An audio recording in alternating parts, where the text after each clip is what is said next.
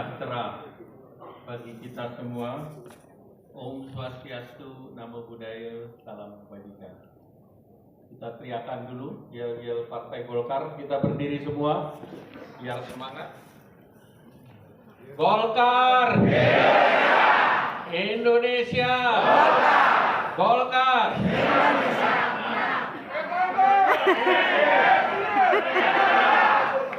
Kurang kompak, ulangin. Golkar! Indonesia! Indonesia! Golkar! Golkar! Menang, menang! Terima kasih, silakan duduk.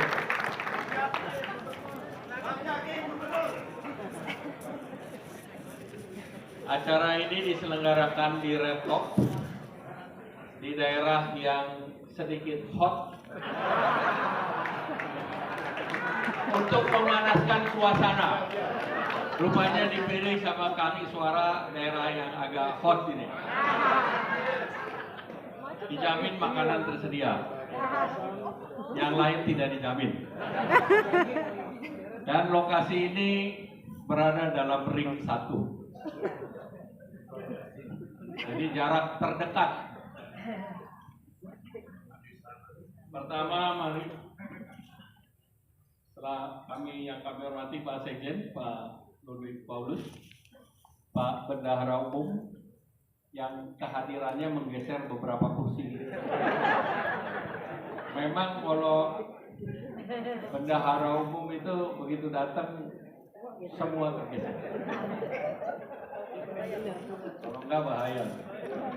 Apalagi ini periode pengaturan fungsionaris. Bisikannya belum mengerikan. Saya hormati Wakil Ketua Umum Pak Agus Gumiwang Kartasasmita, Pak Ahmad Doli Kurnia, kemudian juga Waketum Pak Erwin Aksa. Memang Pak Erwin Aksa itu penggalangan khusus. Dalam acara ini saya lihat yang digalang adalah Wakil Ketua Umum penggalangan pemilih. Inilah Waketum penggalangan khusus ini. Nggak kasih kendor Pak Ridwan Kamil. Sesuai dengan tupoksi, hilirnya Pak Ridwan Kamil, hulunya Pak Erwin Aksa. Juga Waketum Bu Hetifah. Ada Bu Hetifah, ya. Kemudian tentunya para ketua hadir di sini, juga Pak Ketua KPPG Ibu Airin, kemudian Ketua AMPG Pak Ilham Permana, kemudian para ketua Pak Aceh, Ketua DPD Jawa Barat Pak Aceh, Ketua Banten Ibu Ratu Tatu, DKI Pak Zaki, kemudian seluruh fungsionaris yang hadir. Saya catat tadi Pak Dev Laksono,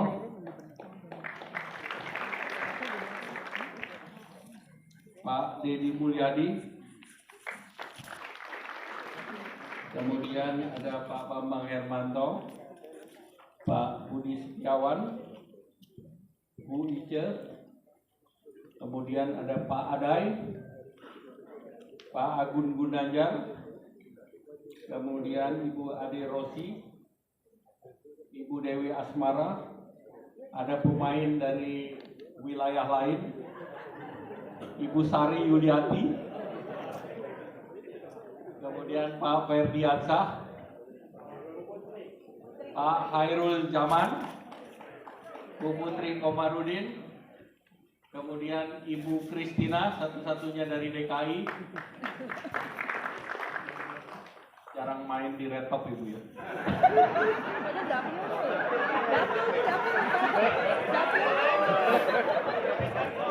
Maksudnya Dapli Red Top, Bu Dewi Asmara nih pikirannya kemana-mana. Pikiran yang lurus saja. Kemudian seluruh fungsionaris yang tidak dapat saya sebut satu persatu, dan seluruh pengurus, seluruh fungsionaris atau FPG Provinsi se-Banten, Jawa Barat, DKI berdiri. Banten Provinsi, Banten, DKI, Jawa Barat. Ini tidak sebanyak yang dilaporkan.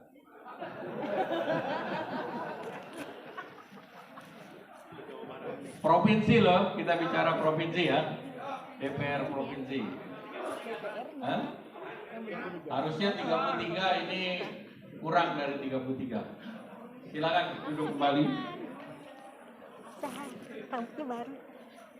Kemudian anggota DPRD Kabupaten Kota se-Jawa Barat, DKI dan Banten, silakan. Jabar, DKI yang provinsi berdiri lagi, cuma 6 aja nggak mau berdiri. Ayo DKI berdiri lagi yang 6. Jawa Barat, tingkat 2 berdiri. Tingkat 2 semuanya. DPRD, Banten. Ya baru kelihatan banyak nih. Ini semua pasukan darat. Saudara siap? Siap. Siap menang? Siap. Alhamdulillah. Pertama, marilah kita panjatkan puji syukur kehadirat Allah Subhanahu wa taala, Tuhan Yang Maha Esa. Karena berkat rahmat dan ridhonya lah kita hadir dalam acara Rakornis PP Jawa 1 Partai Golkar dalam keadaan sehat, sejahtera, lahir dan batin. Acara ini yang kedua sesudah kemarin diselenggarakan di Sumatera bagian utara. Sumbagut kemarin, tanggal kemarin beberapa waktu yang lalu, dan tentu Rakornis ini akan jalan terus untuk mempersiapkan pasukan darat Kang Emil. Jadi kita punya pasukan darat yang siap untuk memenangkan Partai Golkar. Nah, khusus terhadap tadi yang disampaikan oleh Kang Iswara, ini dengan kehadiran Kang Emil sepertinya harus dihitung ulang. Tapi hitung ulangnya nggak usah banyak-banyak Kang Emil. Yang penting nambah. Yang pertama tentu Banten dari 3 menjadi 4. Pak Adai, siap? Soalnya Pak Adai underwriter Jawa Barat. Jadi Ibu Ratu Tatu jelas ya, underwriternya Pak Adai. Pak Andika, Pak Wagub. Ya.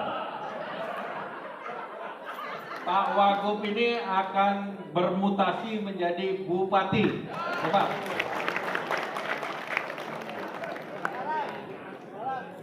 Serang. Saya sengaja supaya yang Ratu Tatunya protes. Kemudian gubernurnya Bu Airin, Pak Ridwan Kamil.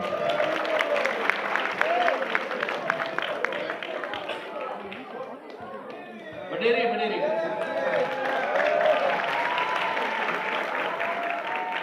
Kalau Bu Airin boleh berdiri, nggak duduk-duduk, Bu. Kemudian tadi target kursi dari 3 menjadi 4. Kemudian DPR provinsi dari 11 menjadi 20. Betul ya? 11 jadi berapa? Oh turun tadi Pak Iswara bicara 20 ya?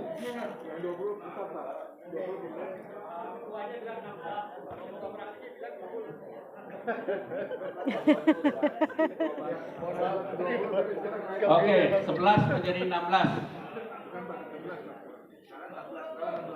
14 16 menjadi 20. Oke. Terlalu kecil dong, Banten 16 itu. Enggak, kita bicara Banten dulu. 11 jadi 16 Banten. Ya. Berapa? Yang minta Banten 20 berdiri. Wah, ini kita tepuk tangan. Jadi kita revisi jadi 20 Banten. Ya, Pak. Kita ketok. Kemudian yang DPRD provinsinya berapa, Bu Tatu? Kabupaten 60 jadi 90. Betul ya Pak Iswara? Ya, kita catat. Kita ketok ini. Khusus Jawa Barat dari 14 apa? 16.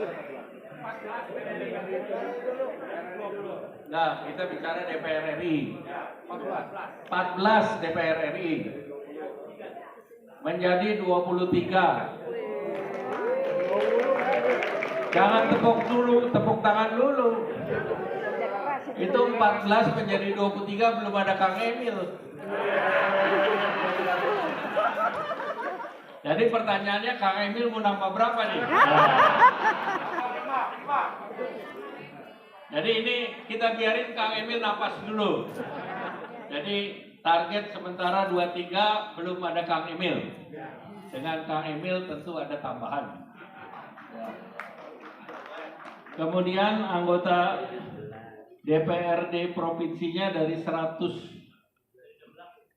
DPRD provinsi dari 16 menjadi 24. Ada. Jadi kita hitung ketuanya 25. Itu pun dikasih bintang. Belum ada Kang Emil. Kemudian kabupaten kota Jawa Barat.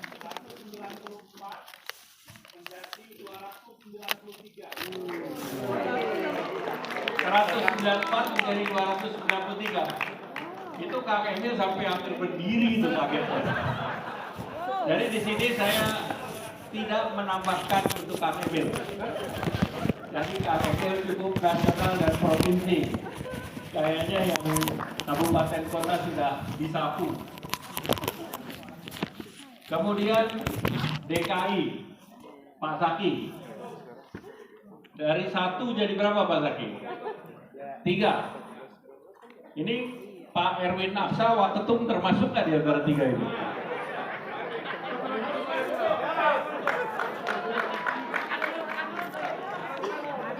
Sepertinya kalau ditambah Erwin Aksa jadi 4 nih. Yang 3 itu tanpa Erwin Aksa. Dengan Pak Erwin Aksa jadi 4. Ya. Karena nanti ada spillover dari Pak Ridwan Kamil sebagai penggalang pemilih.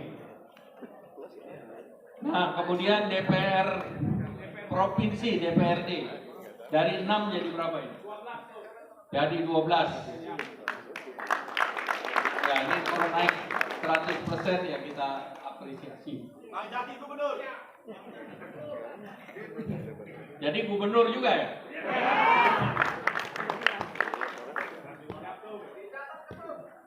Semua ya dicatat. Tetapi sebelum jadi gubernur menangin pileg dan pilpres. Jangan menjadi gubernur tanpa memenangi pileg dan pilpres. Siap? Setuju? Kalau Bu Sari udah kasih jempol, aman lah gitu. Apalagi didampingi Sapaat, apalagi Jawa Barat ini udah ada namanya Pak Yudi Krisnandi juga. Jadi mempermudah kerjanya Kang Emil wilayah Cirebon dan wilayah gunung, Pak. Karena ilmunya tinggi, Pak, mainnya di gunung. Nah, oleh karena itu sebetulnya itu saja target yang ingin ditegaskan. Bagaimana cara kita menang? Para fungsionaris kita sudah berikan tugas dan kita akan evaluasi dalam 6 bulan. Dan saya ingin juga menjelaskan bahwa Kang Emil juga akan menambahkan calon legislatif baik tingkat daerah, provinsi maupun nasional. Jadi itu saya sudah memberikan sweetener buat Kang Emil agar jaringannya kencang dan targetnya bisa diterima. Dan bagi para fungsionaris jangan pelototin saya, karena dipelototin persaingan bertambah Kang Emil. Nah, tentu salah satu yang juga menjadi catatan Partai Golkar memang salah satu kekuatannya adalah di para caleg. Oleh karena itu, Partai Golkar bersama 8 partai lainnya terus mengupayakan bahwa pemilu adalah sistem terbuka.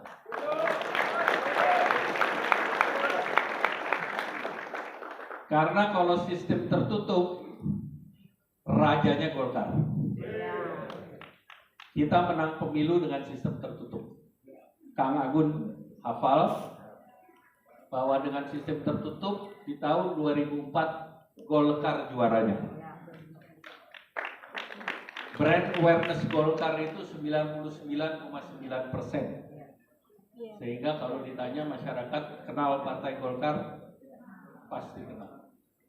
Nah, dengan demikian tentunya ini menjadi catatan, namun Golkar komit dengan reformasi. Golkar komit terhadap hak yang sudah diberikan kepada masyarakat. Hak yang sudah diberikan ke masyarakat tidak boleh kita tarik kembali. Karena Partai Golkar selalu bersama rakyat. Oleh karena itu beberapa catatan, memang sebagai partai politik hampir di setiap pemilu agenda nomor satunya jelas. Bahwa pertama tentu pasca Covid ini kita harus kembali mengurangi gap pendapatan masyarakat. Dari survei program yang dilakukan selama 3 tahun yang mendapat respons luar biasa adalah bantuan langsung tunai. Nah, Pak Gubernur hafal bahwa ini menjadi pendongkrak daya beli masyarakat. Nah, ini yang harus kita dorong. Kemudian hampir top itu semuanya terkait dengan bansos, dan termasuk kartu prakerja itu juga top of mind yang ketiga. Karena itu salah satu program semi bansos yang pertama dilakukan di sebuah negara, dan ini mendapatkan apresiasi mulai dari World Bank, UNDP, dan berbagai lembaga lain, karena uang langsung dari Treasury, dari Kementerian Keuangan langsung ke e-wallet daripada peserta. Dan program ini diakses lebih dari 100 juta. Dan program telah dinikmati oleh lebih dari 15 juta penduduk. Sehingga tentu salah satu model kegiatan publik yang seperti startup adalah kartu prakerja. Nah, ini yang tentunya menjadi ke depan. E-government ini menjadi challenge, dan e-government ini menjadi sesuatu yang bukan mustahil, bisa untuk dilaksanakan, dan pemerintah sudah punya prototipenya. Sehingga kalau e-government bisa dijalankan, maka masyarakat dari 514 kabupaten kota bisa mengakses program pemerintah tanpa ada orang di tengahnya.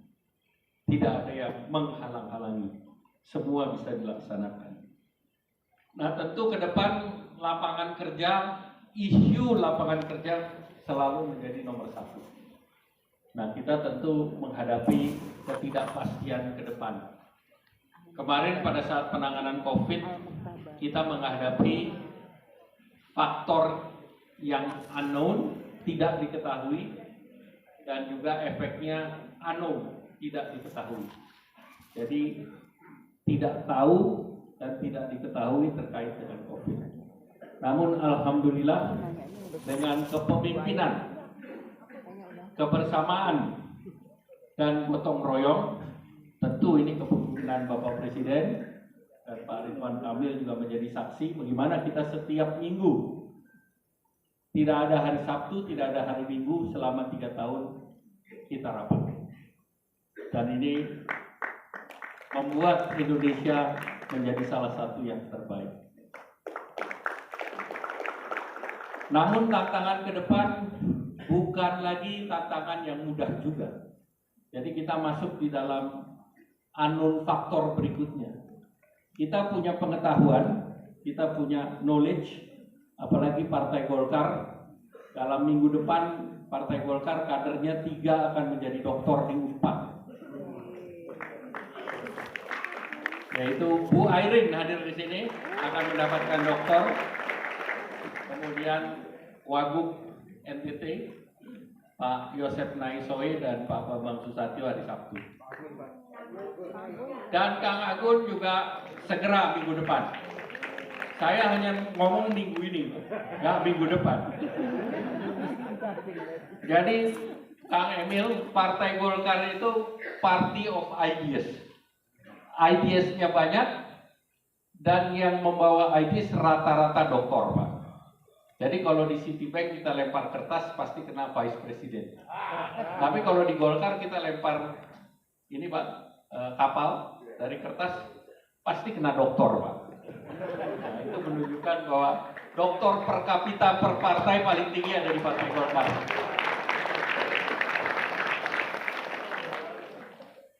Nah, oleh karena itu lapangan kerja menjadi kunci. Yang berikut tentu terkait dengan daya beli masyarakat.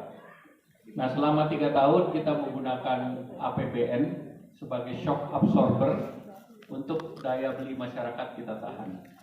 Nah, tentu ke depan daya beli harus kita pertahankan karena daya beli ini penting terutama untuk sembako.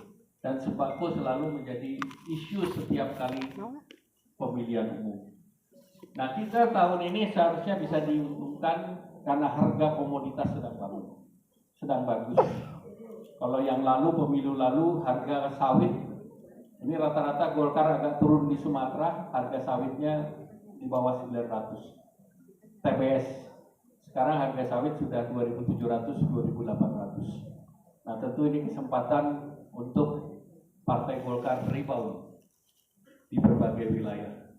Nah, tentu kesejahteraan petani, kita lihat walaupun inflasi bisa kita jaga di 5,5, tidak semua negara lain bisa. Bahkan Amerika pun nggak bisa menangani inflasi yang 5,5 di 8%. Negara Eropa apalagi 9%. Jadi ini adalah modal-modal yang dimiliki oleh Indonesia. Bahkan Kristalina, Managing Director of IMF, mengatakan Indonesia adalah the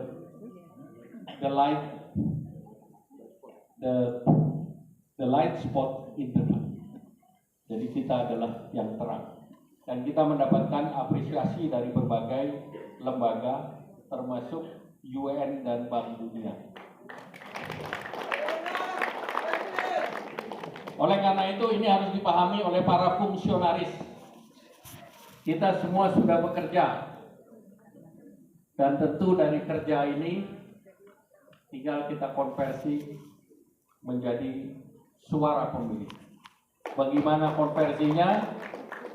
Tentu electability converternya ini ada di tangan para fungsionaris yang untuk disiarkan. Dan sekali lagi, siar itu tidak dilakukan oleh orang lain. Ini tanya sama Kang Emil. Toa itu kita harus teriakan dulu, baru yang lain akan mengikuti. Karena kita harus menjelaskan apa saja yang akan dicapai dan perlu dicapai.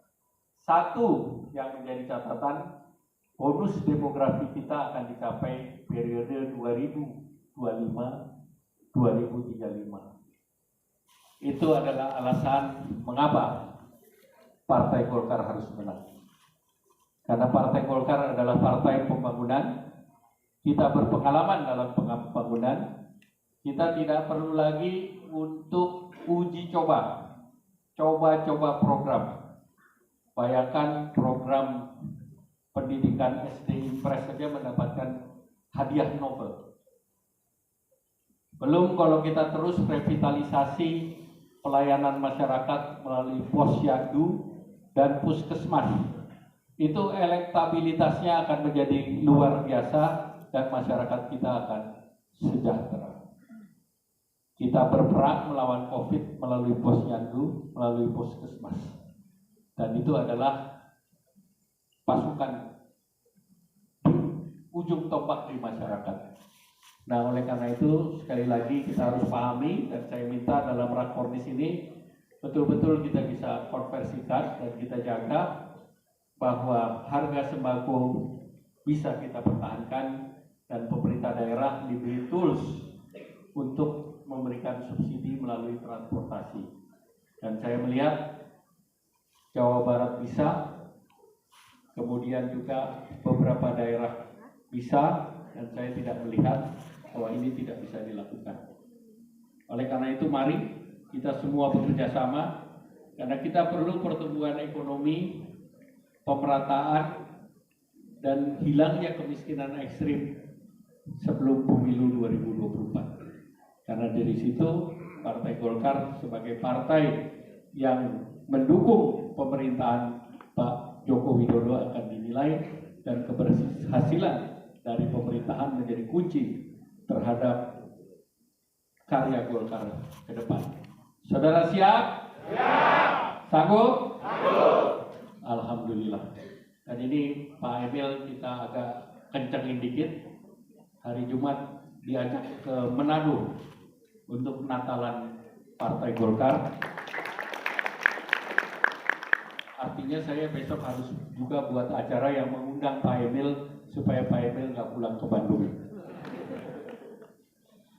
Baik, sekali lagi selamat datang Wilujeng Sumping Kang Emil. Dan ini adalah wilayah penggalangan pemilih pertama yang menjadi tupoksi Kang Emil, dengan tadi seluruh target-target yang dibebankan untuk kita semua. Terima kasih. Wallahul muwaffiq ila aqwamit thoriq. Wassalamualaikum warahmatullahi wabarakatuh.